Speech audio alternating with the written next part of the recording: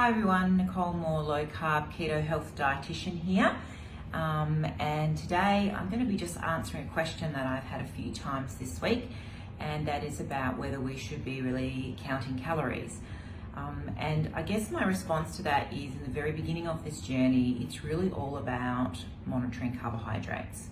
We know that if we eat a lot of sugar in our diet, and sugar being from natural forms like fruit sugars, milk sugar, honey, or that sugar can come from added sugars, which are the sugars we know, which is from a cake or a biscuit or a breakfast cereal with added sugar, or that sugar that we're adding to our cup of coffee, or those sweets that we're eating.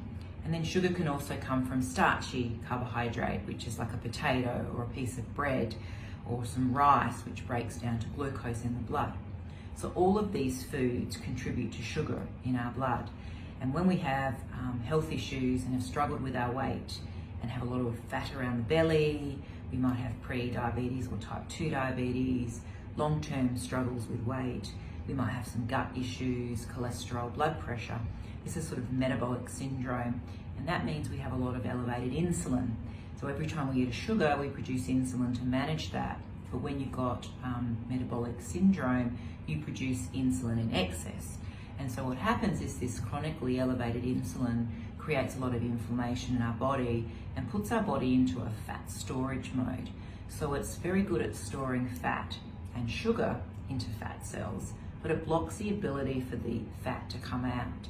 So there's a hormone sensitive lipase, chemical in our body that creates a tap out of our fat cell to let the fat out so that we can have fuel and energy.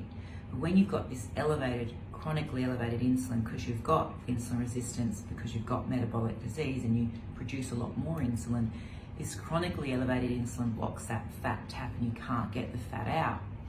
So 200 calories, for example, of potato or 200 calories of sugar is going to impact your body much more differently than 200 calories of fatty fish. 200 calories of fatty fish is predominantly protein and healthy omega-3 fats.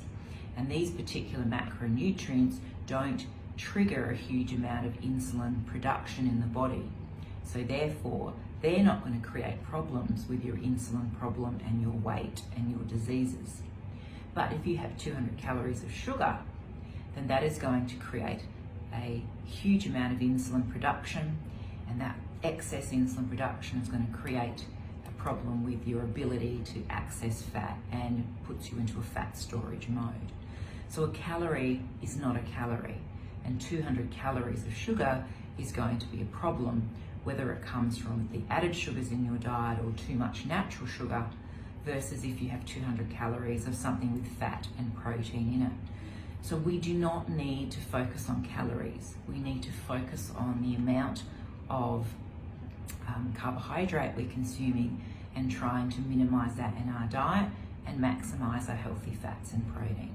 So when you start your low carb journey, that's what you should be focusing on, not calories, but how many carbohydrates. And again, I've said in the past that we're aiming for about 50 grams of carbohydrate per day or less to achieve a low carbohydrate diet, and you could ideally track that using an app. Please come and visit us at lowcarbketohealth.com for more advice and support on your low carb journey, so we can teach you all about macronutrients and we can help support you on your wellness journey. I hope that's given you a little bit of extra information to help you with your improvement in your health and weight loss, and I look forward to catching up with you again soon. Bye for now.